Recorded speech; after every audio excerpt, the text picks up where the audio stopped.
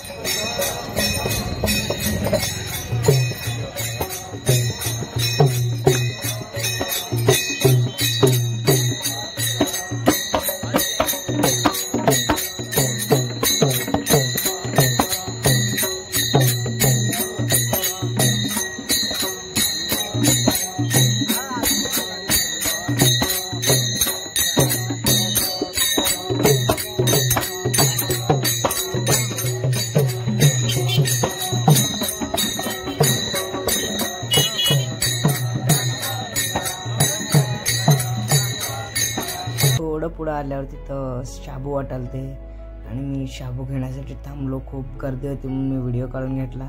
आणि जसं मी घ्यायला गेलो तेव्हा खूप मोठी लाईन लागली मोठी.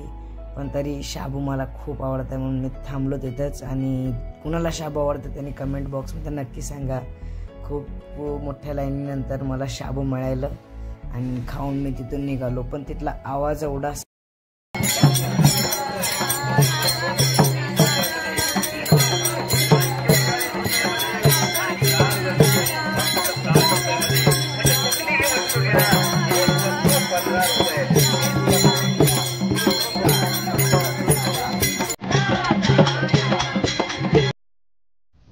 बस मला 1-2 किलोमीटर लांबच सोडली होती. तिथनं मी चालत दिंडीसोबत त्यांच्यासोबत चालत पुढंपर्यंत आलो. आणि इथं आल्यावर बघतो तर काय इथं खूप माणसं त्या दगडी पुलावरून चालले होते समोर. आणि तिथलं म्हणजे ते दृश्यच वेगळं होतं. मला सांगण्यासारखं मी सांगू पण शकत नाही. ज्या दिवशी हे दृश्य तुम्ही एक्सपिरियन्स करताल ना त्या दिवशी तुम्हाला समजेल. अर्धे माणसं वाळवंटावरनं चाललेत आणि अर्धी ही नदी दिसते. तुम्हाला हे बघितल्यावरच कळेल. माझ्या या शब्दांनी तुम्हाला कळणार पण नाही. एक दिवस हे दृश्य तुम्ही बघण्यासाठी 1 किंवा 2 वारी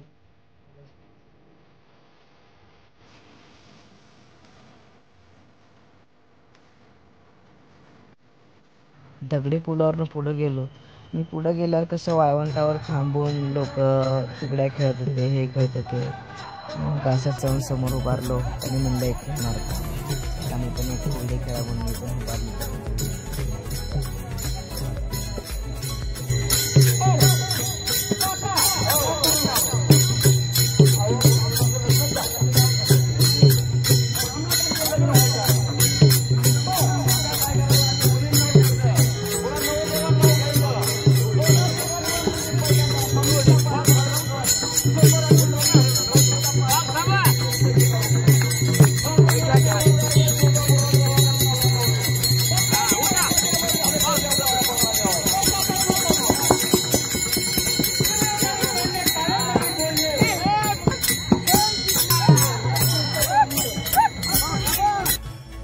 फुगडी खेळून झाल्यावर मी समोर बघतो तर काय खूप गर्दी दिसत होती. वर झेंडे होते, टाळचं जास्त आवाज आलता. मग मी थोडं पुढं जाऊन बघितलं तर काय इथं रिंगण केले होते. आता बघू तर रिंगणमध्ये काय चाललंय. शूट घेतलो आतमध्ये.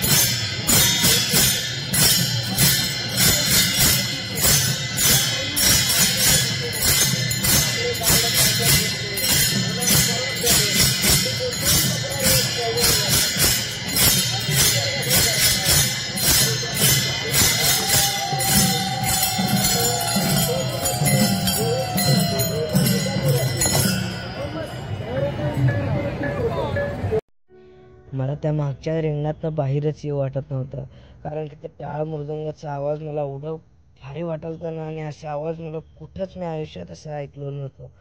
म्हणून मी तरी तिथे थोडं उशीर थांबून, मला उशीर होईल म्हणून मी तिकडे डायरेक्ट थेट पाय पडून नामदेव पायरीकडे गेलो. चला, नामदेव पायरीचे दर्शन घेऊन आपला व्हिडिओ इथेच संपलेला आहे. आणि तुम्हाला जर व्हिडिओ आवडला असेल तर लाईक, कमेंट, शेअर आणि सबस्क्राईब करायला विसरू नका. आणि मी कंटिन्यूअस राहणारच आहे, आणि जेवढे जसे माझे ट्रॅव्हल ब्लॉग येतील तसे तसे तुम्हाला अपडेट मिळेल. तर बाय. आणि जर तुम्ही नवीन असाल तर लाईक, कमेंट, शेअर आणि सबस्क्राईब करायला विसरू नका.